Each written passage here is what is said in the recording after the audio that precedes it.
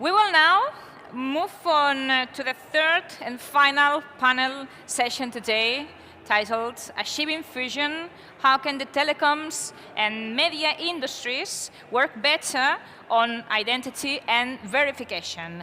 This interesting session will be moderated by Helene Vigue, Identity and Data Director at GSMA. But before, we will watch a short video about GSMA Fusion.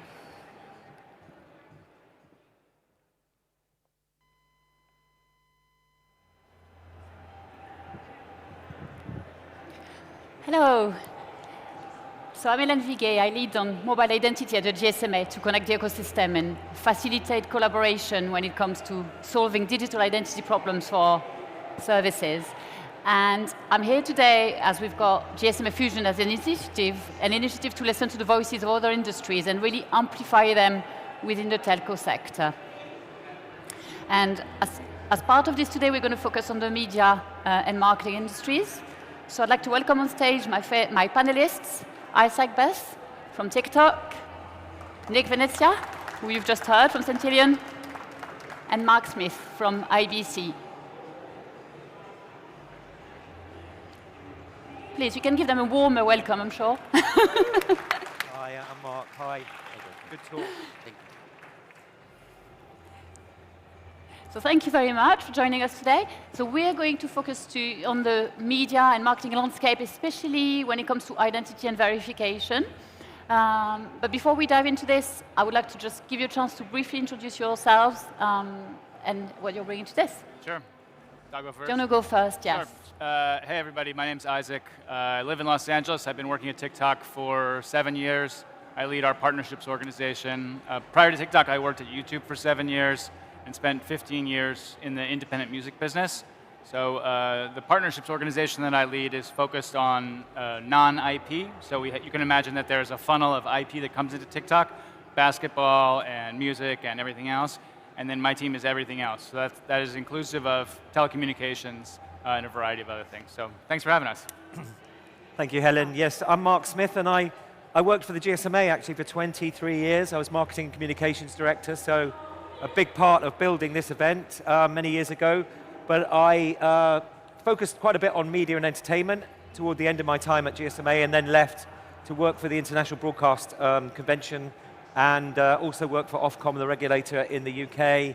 And I head an innovation program for IBC, which is focused on all of the disruptive tech that is coming from AI right the way through to 5G and beyond, and cloud technologies, and that transition of IP in the world of traditional broadcasting, which is a huge challenge for the industry. But we're trying to change it one sort of chunk at a time, and in driving proof of concepts around transitional tech. Hi, I'm Nick, founder of Centillion.ai, and what we are is a data infrastructure service company. So we come in and we help various enterprises and companies help them better understand their data, help them structure and organize it as well, helping remove redundancy, and then helping them be able to connect it across various ecosystems or silos. We also work as a way to help them identify, say, various gaps that they might have in their data, so that way they can drive better business outcomes. So identity and knowing who's who at the end of the day is one of the most important elements, is bridging that online and offline world, as well as from an enterprise and consumer standpoint. So I'm going to start with you, Isaac. Sure. And we're going to start quite high level. In terms of sort of big shifts you're seeing when it comes to identity and verification at TikTok, what's your perspective on what's changing? Sure. So we've been in the telecommunications business for the better part of 7 years. We launched TikTok in the summer of 2018. And early on, we identified that this was going to be a key category of partnership for us. Obviously, the mobile phone is the primary way that people access TikTok. So in the early days, the partnerships that we really targeted were around things like mobile data, freeing our users from the heavy, in prepaid markets, freeing our users from the burden of the cost of mobile data, and doing things like preloading TikTok app onto devices that people purchase. These were very we still do this, but these were very, let's say, operational categories of partnerships. Over the years, as TikTok has become more ubiquitous, we've invested over and over again in things like infrastructure and security, So a lot of work with CDNs, network optimization, which is of course a favorite topic on this stage, and in particular around age assurance and identity. And so one of the things that we're piloting right now with Telefonica is the Open Gateway Number Verification API, which allows us to have access to anonymized, aggregated data to validate that a user is who they say they are. And this allows us to reduce the steps to sign up from 8 to 4. It's much easier for our users to sign on to TikTok and to be confident that they're having a safe and secure experience. And how does this resonate with you, Mark? Because I guess you might have some, sounds difficult. Yeah, it's quite difficult. In terms of the broadcast industry, do you find similar challenges, differences? Well, absolutely. I think, one of the last, the great kind of bastions of television as we know it is live sports and live events and live entertainment. And, from that context, the value of rights is everything, right? With the escalating cost of rights, the value of that content, the Premier League rights are kind of 12 billion, I think, internationally. Formula One is kind of around 2 or 3, maybe more billion as it goes up each year. And the value, therefore, cannot be underestimated to those rights holders, the rights and the distributors of that content. So verification and security and anti-piracy is absolutely critical, to that. We talk about user identity, content verification, and then Nick, Totally. What's your take on what identity means for you? Yeah, they go hand in hand. It's absolutely critical to know, where that content is going, and it's a vast, vast problem for those rights owners globally today. So it's fascinating hearing you you speak, for example, about the importance of things like intellectual property in the space. Yeah. That's a problem that we had fun working through as well. And then you have other ones too, like how you're referring to sports and entertainment. And what's important is when you look at things like sports and entertainment, is by them being able to identify, say I'm an NBA team. In fact, we're actually doing projects right now with various NBA teams. I'm say San Antonio Spurs because, hey, they actually are a client. Where they came to us with a problem, and the problem that they were trying to actually solve for is we would like to better know, different brand partnership deals. Yeah. And, so we can best enhance the overall experience as well as show things like measurement of the success of, say, that in-arena advertising. And when you're actually able to identify and connect to who that group of people are that happen to go to Whataburger or a certain burger place afterwards, having gone to that game, it helps to justify the value and the spend from the brand. Because when you're able to verify the identity, in essence, of, that's the person who actually went here, spent money, and then the brand can see that it's generating ROI, it makes it much more of a no-brainer. And that's where things like an open gateway can kind of come in and help lay that mesh underneath it that can help connect both online and offline ecosystems. So when you talk about identity, I think you see it in the sense of making sure that advertising goes to the right demographic. I guess, would that resonate with you, Nick, Mark, in the space of the media? Of course, marketing, advertising is a big one, but what would you say around use cases for? What use cases do you see when expanding on your topic of content protection and the rights? Yeah, we're here to talk about identity in the main, but there's so many use cases that would be, I think, positively impacted with Open Gateway. I think from production, and the contribution, the uplink of video as you're making programs, right the way through to the management and storage of data, but then the distribution part, which is absolutely critical, and then things like latencies and stuff like that, which networks are critical to. Yeah. So, I think from an identity perspective, it goes back to kind of the subscribers and making sure that you serve subscribers with the best possible kind of quality of service and all of those kind of things. These are critical factors in distribution.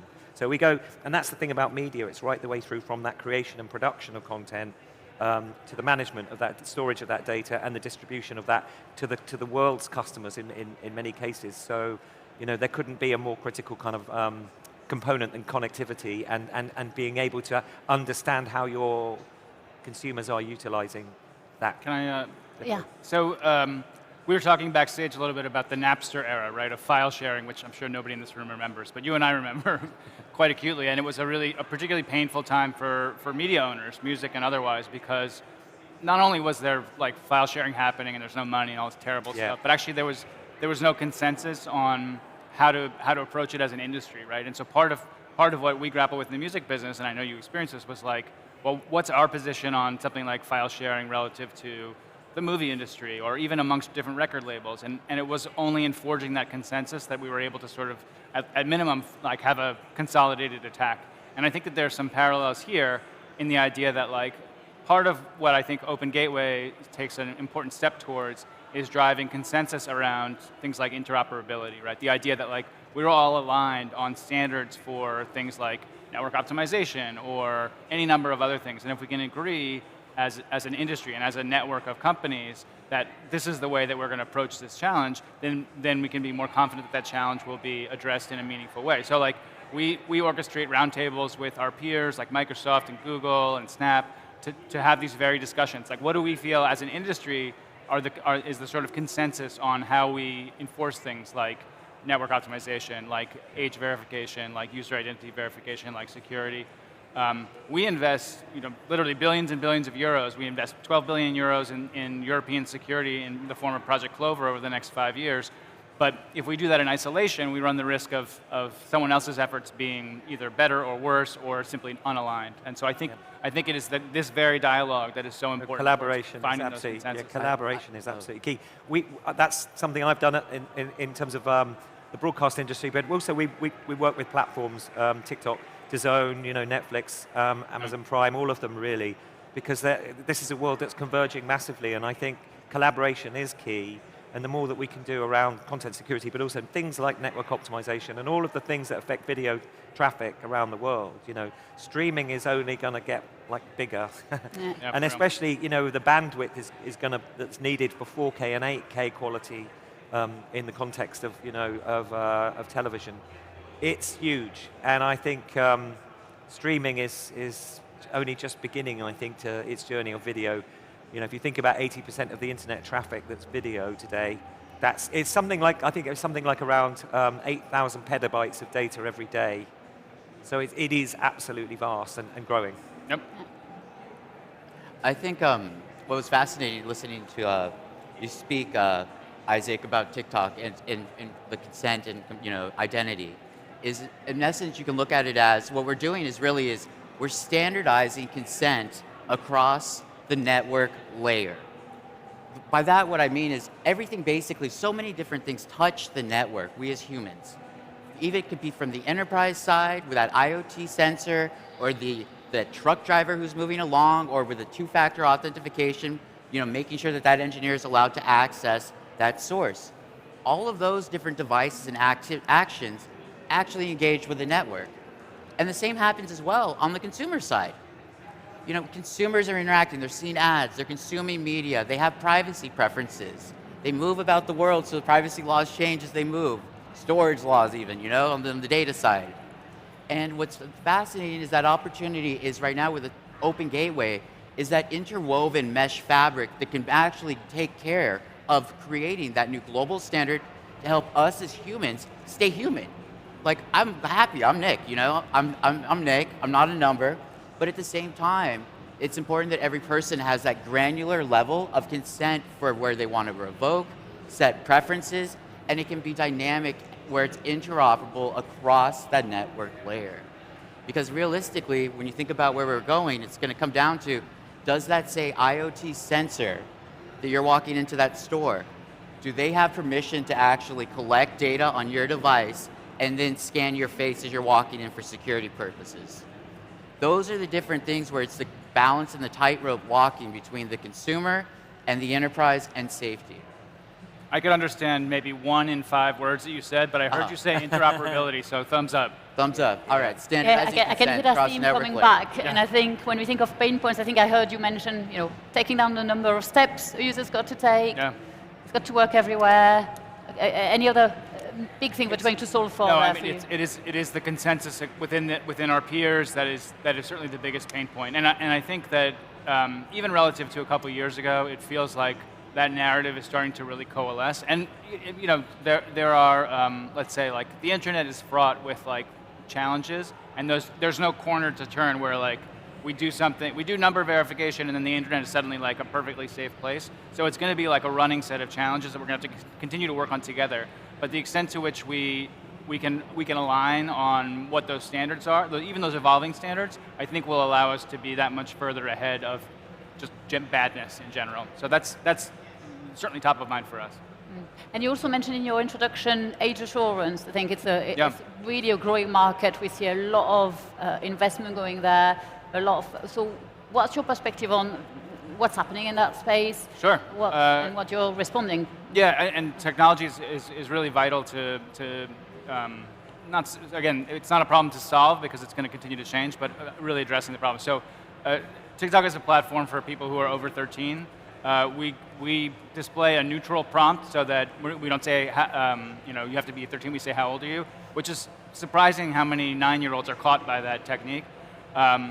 And then we rely on a variety of both scaled and human. We have a big cadre of trained specialists that are specifically focused on age verification to ensure that people are over 13. But we also use tools around computer vision and machine learning to understand what content people are consuming, to flag if they might be under that age. So that combination we think is very effective, but again, it's a work in progress. But we take down 60 million fraudulent accounts 6 million fraudulent accounts or underage accounts every month.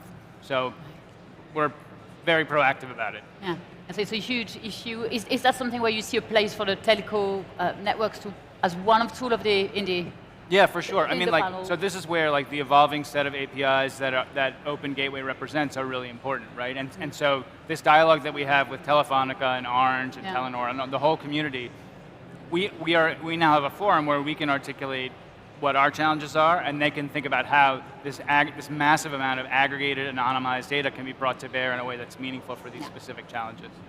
Fair enough.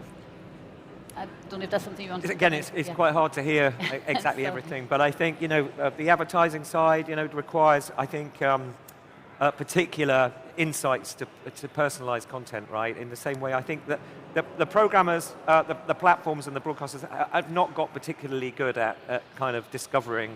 We were talking about podcasts, we were talking about music, discovery is still really, really hard, and I think that understanding insights to consumers and their demands and what they're looking for, I think anything that can help to drive traffic to the right places, right? The right traffic to the right places, I think is going to be absolutely critical in the future. Yeah. And so, I come from the GSMA, open standards are in my blood and collaboration. And it's seen GSM go to the scale that it is around the world with 6 billion. I've lost count. Is it still 6 billion plus connections? But I remember the days when we foresaw the first 100 million GSM customers, and that just shows you what you can achieve, right? With open standards and with collaboration. And I think that's why I think this initiative for every industry is kind of important, not least media. And I wanted to come to you, Nick, as well. I think when we were talking earlier, you've made an important point that you need that data. You need to know, that you're targeting that advertising to someone that's going to, be the right demographic for it. But you really do not want any personal data in your hand. So that's sort of. Could you expand on that? I'm a big believer in zero identity types of solutions, or engaging in that contextual moment in time. It's not about trying to tie something to just who a human is, because at the end of the day, that's creepy. But when you start to look at enriching the context of what that action or activity that's taking place, that is a way to enhance that experience overall. And when you're able to take something like that context, say that enrichment of that experience, but then also be the guardian, for a TikTok with children right now with KYC and that opportunity there. You've now become where here it is, it's a partnership between the mobile network operators working alongside TikTok to help protect child identity. Because realistically, the parent should have that say. And by them looking at the context of what's happening, it's not like the child isn't still going to see breakfast cereal ads from P&G or one of those different types of products. But what it does allow for it to happen is where it's relevant advertising at that moment in time. Because realistically, it should be dynamic in that way, and it should be contextually relevant and actually enhance that experience. So, zero identity all day. That's You do what the I'm second for. half of this at 2 o'clock in the morning at the club, I think will probably be a little easier. As long as you yeah. can prove you're over 18, which is much easier in the physical world. Yeah, yeah. Well, we actually, we use other, so the Open Gateway APIs we use for some of the age assurance stuff around kids, and there are other things that we do. But we also, for example, we get inbound proposals from European governments about how to integrate digital wallets, right? Which you were talking earlier about, like some of the pain points, like the standards for that digital standard for identity and age in Spain is different than in France and in Norway. And so there's some work to do to standardize that as well. And then we can say, again, without collecting any PII, we can say, without a question, over 18, right? It's very easy. But we have, those are the standards that I think we need to get to. This is all very new for the government of France. Sure. But I will say one thing too, is that there are existing open standards that actually can help take care of that granular level of consent as people move around the world with opt-outs around it. So where, for example, there's certain identity frameworks where if, say, that local jurisdictional law changes, it'll literally expire that whole set of IDs, and they're actually managed by open governing body trade orgs right now in these spaces. And I'm really lucky because I happen to be an IAB Tech Lab member. And these are different problems that we're actually working on all the time, is actually helping come up with privacy-enhancing technologies, focusing on doing zero identity type of measurement and solutions. Because at the end of the day, it's really important as we move about, and because we're also digital nomads, as we move about country to country, each law evolves. And the enterprise side, they want to stay in compliance, because the last thing they want to do is get sued. And if you look at it as well as any PII or personal information, as it flows downstream, that carries liability that goes back upstream. So whoever supplied it is liable. So it's really important on both sides of the parties. We're going to have to come to a close quite soon, but before we do that, I know, Mark, you mentioned a few practical examples of where you've seen that collaboration between telecoms and broadcast.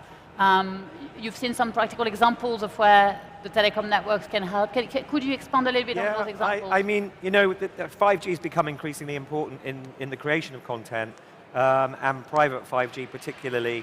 And we've done a lot of proof of concepts around when you're making a production, you really need to know how that network is performing. So getting insights to that network, to the traffic and the quality of that traffic, has been something I think the production world has kind of been largely a mystery with the operators before. And I think opening up to get these insights on traffic is going to be critical to public 5G. The private 5G is much more about a very kind of dedicated bandwidth that you own. But I think for public mobile networks and for those that want other industries to use them, having insights to see the network performance and the video quality are kind of key, really key. There's something else I wanted to just mention. I know we're running low on time, but I do a lot of work with news organizations as well, and that verification of content itself, but also authentication of content and tracking content through. I think that operators can play a big part in helping us to track, verify and authenticate content as it goes through the distribution chain to make sure, because we are dealing with a lot of disinformation in the world. And so particularly around video and around images, and ensuring that you can trust news providers in distributing that content, I think is going to be a big part of the verification process, as well as who's watching and who's subscribing to these services. I want to be on that panel with you. That sounds like a good panel. That's great. It's a project I'm doing I'm working with BBC, with Reuters, with AP, with ITN. All right, We'd let's talk. And actually, we've talked about getting the social networks involved because you're a critical part of Yeah, this. that's awesome. So that would be great. That was a good little sidetrack. Yeah. Excellent. We'll talk. Sorry. Oh, no. Good. No, just before, I think we're going to have to come to a close in a minute, so I'd just like to give you a chance for a final sort of call to action. So if you think of what you'd like mobile operators to do, one action in the next year, what would that be? Nick, do you want to start? I would say one action to do in this next year would be to actually learn about privacy. Like teach a kid, start talking to them. Because realistically, there's been such a large period of time where we as people have been brainwashed, and our data holds no value. And it's important that we start to become aware as things like AI are consuming this data and whatnot, it does have value. So I think it's important to learn more about that and talk to people about it. Lots of actions, but I think if I pick a couple, I think this cross-sector collaboration is critical, and I think IBC would welcome GSMA to come and talk at IBC in September about Open Gateway, and so the media industry can hear about the value of it, right? I think that would be a really good action. We've got the platform in Amsterdam, 60,000 people from the tech sector and media and entertainment come to it. So we'd love to hear from GSMA about this for our community, and I think to do that with every industry for GSMA would be a great thing. That's definitely on engage. the cards. For me, I started in the mobile business at YouTube 10 years ago, and frankly, it was very hard. And I have, year over year, we continue to see more thoughtful innovation, more, let's say, like uniformity across different parts of the industry.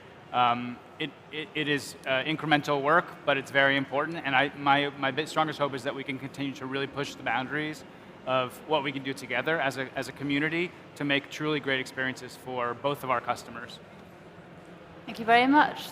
Thanks, Mark. Thank you, Thanks, Helene. Nick. Thanks, Isaac. Thank you. We're about out of time, so thank you very much. And I think they're starting the party over there. So. Cheers. Thank you.